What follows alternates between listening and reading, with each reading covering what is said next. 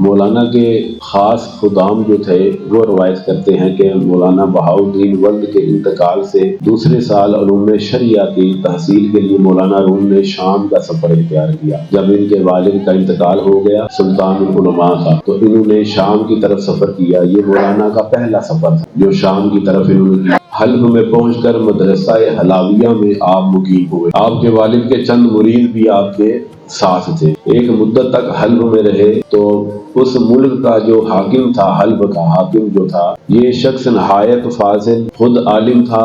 اور صاحب عقل تھا اور صاحب دل بھی تھا، اور اپنے اعتقاد کی وجہ سے کہ جو رب نے اسے ایک اچھا حسن اخلاق دیا تھا، یہ مولانا سے قدر متاثر بھی تھا۔ یہ مولانا کو خود پڑھاتا تھا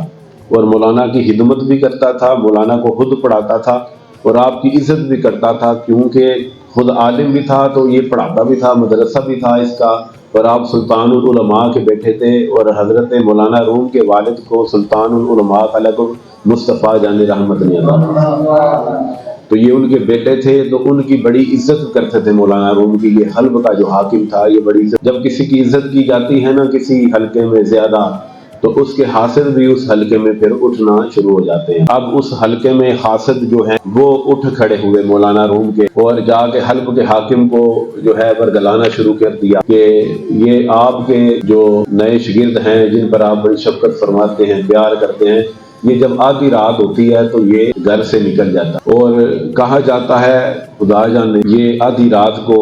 مدرسے کا دروازہ بھی بند ہوتا ہے اور یہ نکل بھی جاتا ہے۔ وہ سمجھ نہیں آتی ہمیں کہ بند دروازے میں سے کیسے یہ نکل جاتا ہے اور کہاں جاتا ہے، پھر صبح وہ واپس آتا ہے۔ یہ جو ہے کان بھرنے شروع کر دیے حلوہ کے حاکم کے۔ تو جب اس نے یہ سنا کہ مولانا ایسی حرکت کرتے ہیں تو ایک دن اس نے کہا کہ کیوں نہ میں بھی پیچھا کروں۔ اب جب مولانا نکلے، جب اس نے حلب کے حاکم نے جب چاہا کہ پیچھا کرے آپ کا، اور دروازہ کون کھولتا ہے، چابی تو مولانا کے پاس تھی نہیں، یہ تحقیق کی جائے، تو جب مولانا کے پیچھے نکلے تو دیکھتے ہیں کہ دروازہ خود بخود کھل گیا۔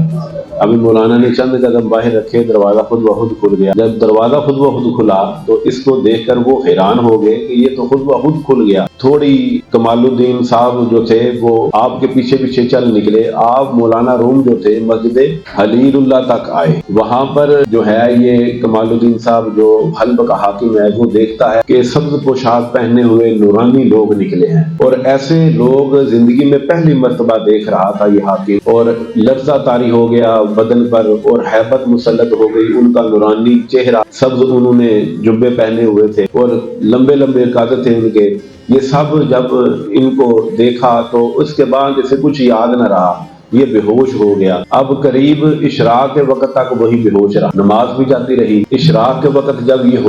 ہوش میں آیا تو ہیبت اتنی تھی کہ یہ اس طرف چل پڑا، محل کی بجائے دوسری جانب چل پڑا۔ یہاں شور اٹھ گیا کہ حلب کا حاکم جو ہے وہ غائب ہو گیا رات کا۔ اب شور اٹھا تو جناب علی سارے دوڑتے ہوئے مولانا روم کے پاس بھی آئے، کیونکہ انہیں پتا تھا یہ صاحب کشف ہیں، یہ کچھ بتا سکتے ہیں۔ انہوں نے کہا آپ کچھ بتا سکتے ہیں؟ آپ نے فرمایا فلاں سنگھ تمہیں تلاش کرو، تمہیں سلطان مل جائے گا۔ اب اس دوران انہوں نے جب اسے تلاش کرنا شروع کیا تو یہ ایک صبح سے شام تک پیدل چل کے وہیں پر راستے میں جب اس کا لشکر پہنچا تو حلب کا حاکم وہاں پر گرا ہوا تھا، رنگ زرد تھا، قریب المرگ تھا کہ اسے کچھ دیا نہ جاتا، پلایا نہ جاتا تو مر جاتا۔ ہیبت کی وجہ سے نہ کسی سے کچھ کہتا تھا، نہ پیتا تھا، نہ لیتا تھا، یہ اس کا حال تھا۔ تو جب اس کی فوج نے اسے تلاش کر لیا، اب فوج نے تلاش کیا تو فوج اٹھا کر سلطان کو فوراً کچھ کھانے پینے کے لیے دیا۔ اس کی ہیبت میں تھوڑی کمی واقع ہوئی تو پھر اس نے کہا کہ مجھے مولانا روم کے پاس لے چلو۔ اب دل پر جو لگی تو ہوش آئی، پھر یہ واپس مولانا روم کے پاس آیا اور آتے ہی قدموں میں گر گیا اور ساری کیفیت بیان کی اور معافی مانگی کہ میں نے شک کیا آپ کی ذات پر۔ تو یہ حلب کا سلطان جو تھا اس نے بڑا جلسہ رکھا اور بڑے علماء کو بلایا، حلب کے جتنے علماء تھے، مشائخ تھے، انہیں بلایا اور ان سب کے سامنے مرید ہوا اپنے واقعے کو سنا کے۔ اب یہاں پر جو حلب کا سلطان تھا وہ بھی مرید ہو گیا۔ اس بات کو پھر جناب علی خوب جو ہے وہ شہرت ملی، آس پاس کے جو امراء تھے، جو علماء تھے، وہ بھی حضرت مولانا روم کے مرید ہونا شروع ہو گئے، اور آپ کا جو تھا وہ چرچا وہ بڑھتا ہی چلا گیا۔ اور یہاں تک کہ ایک دن جناب علی حضرت شیخ صلاح الدین نے فرمایا سید بہاؤالدین ترمذی کی خدمت میں مراقب کی حالت میں بیٹھے تھے، کہتے ہیں سید مولانا کی جتنی یعنی مولائے روم کی جتنی تعریف کی جائے وہ کم تھے، وہ کم ہے، مگر دوران گفتگو فرماتے ہیں کہ جب مولانا کا بچپن کا زمانہ تھا تو ہم اور مولانا کھیلتے تھے، مگر یہ تو بڑے تھے، ان کے والد کے مرید تھے، کہتے ہیں کہ یہ جب میرے ساتھ کھیلتے تھے تو میرے کندھے پر سوار ہوتے تھے، جب میرے کندھے پر سوار ہوتے تو میرے جذب کی کیفیت آتی، اس جذب کی کیفیت میں انہیں کئی بار عرش پہ لے گیا۔ اس وقت ان کی عمر صرف 5 برس تھی، یہ خود ہوا میں اڑتے ہوئے مولانا ان کے کندھوں پر بیٹھے ہوئے یہ آسمانوں کو طے کر رہی ہے، ایسا نہیں ہوتا، یہ روح کی پرواز ہوتی ہے، روح بدن سے پرواز کرتی ہیں، یہ کوئی جسم اڑنا شروع نہیں کر دیتے۔ بعض بیوقوف کہتے اور سمجھتے ہیں کہ جسم اڑتے ہیں، شاید جسم نہیں اڑتے، یہ حالت جذب میں وہی ہوتے ہیں، بندہ اپنی جگہ سے اٹھتا نہیں مگر پرواز شروع ہو جاتی ہے، جب پرواز شروع ہو جاتی ہے تو اس کے بعد جتنا جس کا مقام ہے وہاں تک وہ پرواز کرتا ہے، وہ وہاں تک پرواز کرتا ہے، تو اسی حالت میں یہ انہیں آسمان تک لے جاتے تھے، آسمان دنیا تک۔ تو 5 سال کی عمر میں جو آسمان دنیا کی سیر کر لے اسے مولانا روم کہتے ہیں، تو پھر جو 7 سال کی عمر میں ذات باری تعالیٰ کی تجلی کو سہ لے، مصلی کے اوپر کھڑا ہو کر اسے مولانا روم کہتے ہیں۔ پھر جب بڑا ہو تو بڑے بڑے علماء آ کر جو یہ رجال الغیب جو مرد ہیں ان کا ملنا، رجال الغیب جو مرد ہیں یہ اولیاء کے ٹاپ رینک کے اولیاء ہوتے ہیں، یہ اولیاء کے صف میں اوپر کے درجے کے اولیاء ہوتے ہیں، اور یہ مولانا روم کو کثرت سے ملنے آتے تھے۔ مولانا روم کی اپنی اہلیہ فرماتی ہیں کہ کہتی ہیں کہ ایک دن حضرت شمس تبریزی مولانا کی مولانا روم کی گود میں سر رکھ کے بیٹھے تھے، میں نے سوراخ سے دیکھا کہ یہ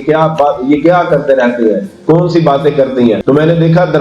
دیوار کے اندر سے کچھ لوگ نکلے ہیں اور آ کے مولانا سے مصافحہ کرتے ہیں اور ان کے ہاتھ چومتے ہیں، تو یہ ہاتھوں میں ایک گلدستہ اٹھائے ہوئے ہیں، پھول پیش کرتے ہیں مولانا روم کو، وہ مولانا یہ قریب چاشت کے واقعہ ہوتا ہے، مولانا روم وہ پھول لے لیتے ہیں، اس کے بعد ظہر تک کا وقت ہوتا ہے، مولانا روم بھی خاموشی سے بیٹھے رہتے ہیں، شمس تبریز بھی، اور یہ جتنے مشائخ آئے تھے یہ رجال الغیب کے مرد تھے سارے، یہ سارے خاموشی سے بیٹھے رہے، اور ظہر کا وقت ہوا تو اب جب جماعت کی باری آئی تو کہا گیا جماعت آپ کروائیں، شمس تبریزی سے کہا گیا کیونکہ یہ ان کے شیخ سے مولانا روم کے، تو یہ فرماتے ہیں کہ مولائے روم تیرے ہوتے ہوئے جماعت میں نہیں کروا سکتا، تو ہے میرا مرید مگر تیری کیا بات ہے، مگر تیرے مرتبہ مقام کی کیا بات ہے، تو آگے بڑھ اور جماعت کرا۔ یہ رجال الغیب کو جو جماعت کروائے بڑی جوانی میں اسے مولانا روم کہتے ہیں، جن کی مثنوی شروع کرنی ہے ہم نے، جس نے یہ باتیں لکھی ہیں مثنوی کے اندر، جس نے کوئی تار دل کی چھیڑنی ہے اس کی اپنی تار بھی جڑی ہوئی ہے کہ نہیں وہ بتا رہا ہوں آپ کو۔ تو یہ جناب علی وہ پھولوں کا گلدستہ جو تھا وہ پھر انہوں نے اپنی اسی اہلیہ کو پیش کیا جو دیکھ رہی تھی، اور انہوں نے جب تحقیق کروائی تو پتا چلا یہ پھول ہندوستان سے آئے تھے،